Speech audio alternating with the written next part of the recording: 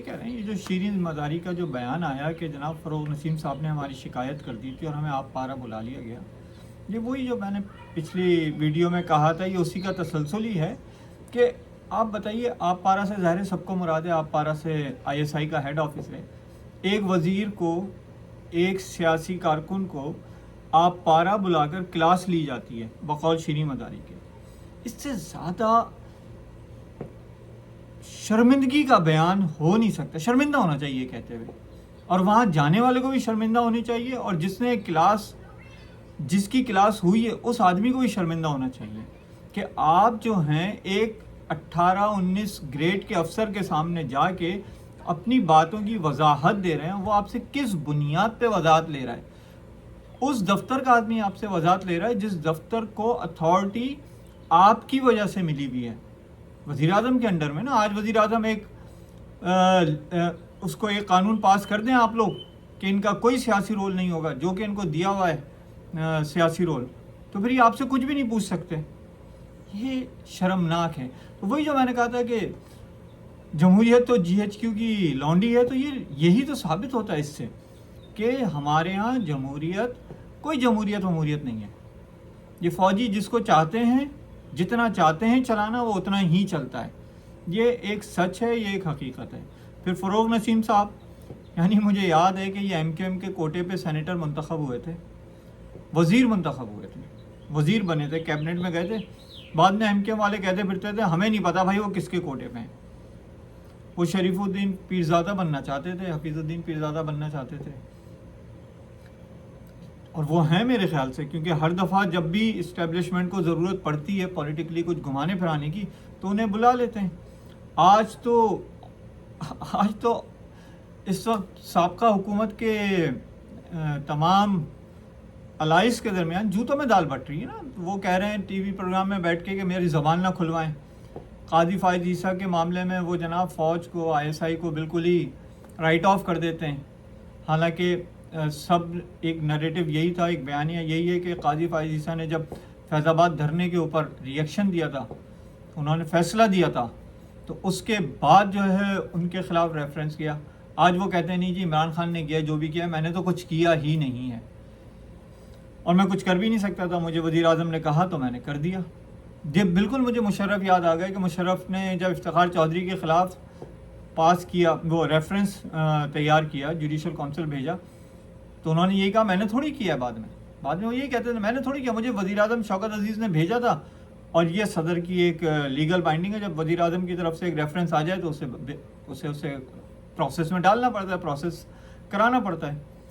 اس وقت بات یہی ہے کہ یہ سب چاہ رہے ہیں کسی طرح سے یہ ثابت کر دیں کہ کہیں سے فوج سیاست میں انوالو نہیں ہے، اور جتنی دفعہ یہ ثابت کرنا چاہتے ہیں اتنی ہی بار اس کا یہ ایک ثبوت چھوڑ جاتے ہیں۔ فواد چودھری کا وہ بیان کہ اگر فوج چاہتی تو ہماری حکومت نہیں جا سکتی تھی۔ یار آپ سیاسی کارکن ہیں، آپ الیکشن لڑتے ہیں، آپ کے ووٹرز ہیں، یہ جتنے بھی فوجی افسر ہیں، جتنے بیوروکریٹس ہیں، یہ خواہشات پوری کرتے ہیں نا۔ جب ریٹائر ہو جاتے ہیں الیکشن میں حصہ لینے کی، کتنے پرسنٹ جیت پاتے ہیں؟ نہیں جیت پاتے، ورنہ ان کا تو بس چلے الیکٹ ہو کے بھی یہی بیٹھ جائیں۔ کیوں نہیں جیت سکتے؟ کیونکہ ان کی طاقت جو ہوتی ہے، جب یہ کہ محکمے میں، فوج کے محکمے میں ہوتے ہیں تو اس وقت ان کی طاقت ہوتی ہے، لوگ اس لیے ان کو سن رہے ہوتے ہیں۔ جیسے ہی وہاں سے نکلتے ہیں تو جو نیا افسر بیٹھا ہوتا ہے لوگ اس کی سنتے ہیں، تو یہ الیکشن نہیں جیت پاتے۔ لیکن افسوس کہ فواد چودھری یا دیگر MNAs, MPs ایز، کیبنٹ کے ممبرز جو انتخابات لڑتے ہیں اور کئی عرصے سے انتخابات لڑتے ہوئے آ رہے ہیں، جن کا اپنا ایک ووٹ بینک ہے، جن کا ایک اپنا حلقہ ہے، جو اگر چاہیں تو ہر ایک کے ساتھ آواز لگائیں تو 150 اس سے زیادہ ہی لوگ کھڑے ہو جاتے ہیں، وہ جا کے ایک افسر کے سامنے جا کے اپنی کلاس کرواتے ہیں۔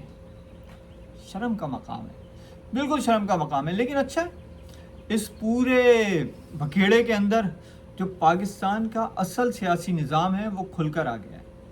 فوج کو بھی چاہیے، جنرل باجوہ صاحب کو بھی چاہیے کہ اب کھل کے ماشاءاللہ کا اعلان کر دیں اب بچا کیا ہے۔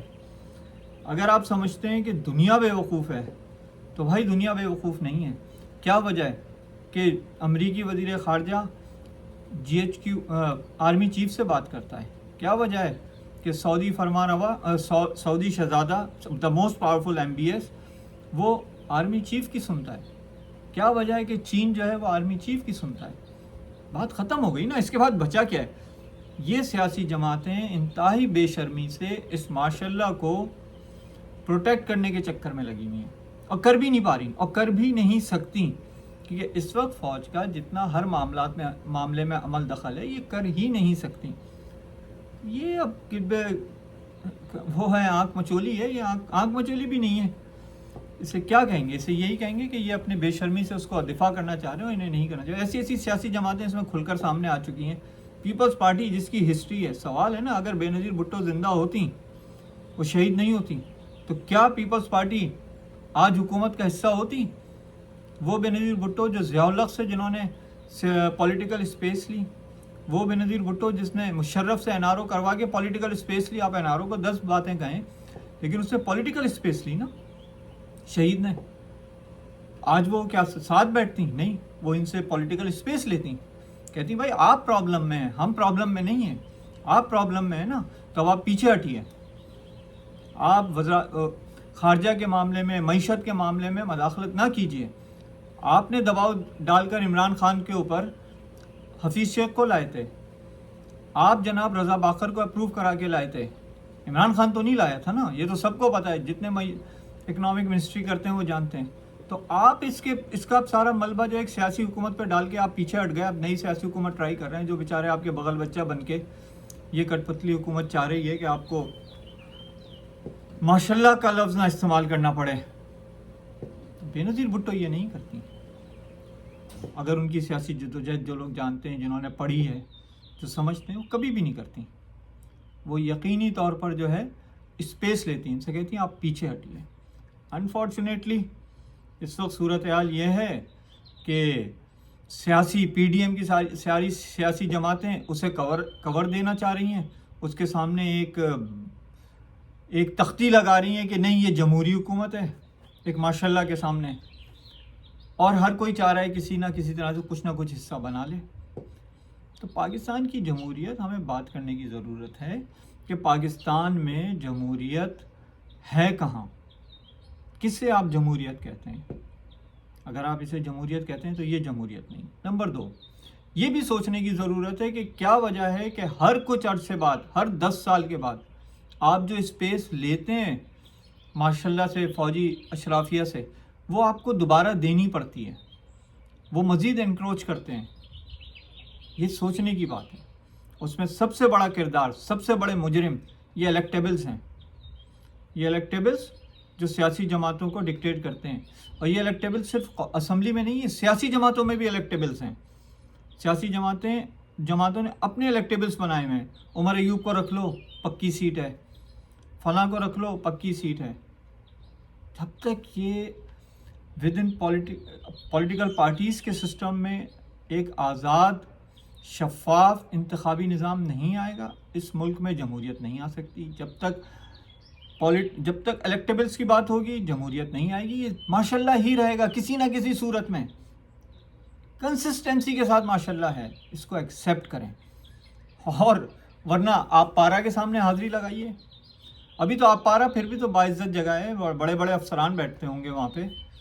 کچھ عرصے بعد تو علاقے کے ایس ایچ او کے سامنے حاضری لگانی پڑا کرے گی کہ فلاں کرنل صاحب نے کہا ہے شینی مزاری صاحبہ آ جائیے ذرا حاضری لگائیے. فواد چودھری صاحب، ہو سکتا ہے کل بلاول بھٹو کو بھی بلا لیں، ہو سکتا ہے کل نواز شریف کو بھی بلا لیں.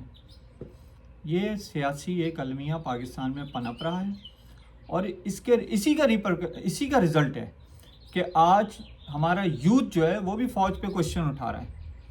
سیاسی جو لوگ تھے، سمجھدار لوگ تھے جو سیاست کو سمجھتے ہیں، وہ تو اٹھا ہی رہے تھے. آج وہ یوتھ جو نہیں سمجھتا وہ بھی سوال اٹھا رہا ہے. تو وہ اس لیے نہیں اٹھا رہا ہے کہ اسے کسی نے فیڈ کیا ہے، وہ اس لیے اٹھا رہا ہے کہ اس نے یہ سب دیکھا ہے. تو بس یہی ہے کہ ابھی یہ تماشا اور آگے بڑھے گا. آنے والے دن میں آپ دیکھیے گا مزید جوتوں میں دال بٹے گی. اور آخر میں اگر میں مجھے ایسا لگتا ہے کہ آخر میں باجوہ صاحب کو کھل کے کہنا ہی پڑے گا کہ ہم ہی تھے، ہم ہی ہیں اور ہم ہی ہوں گے.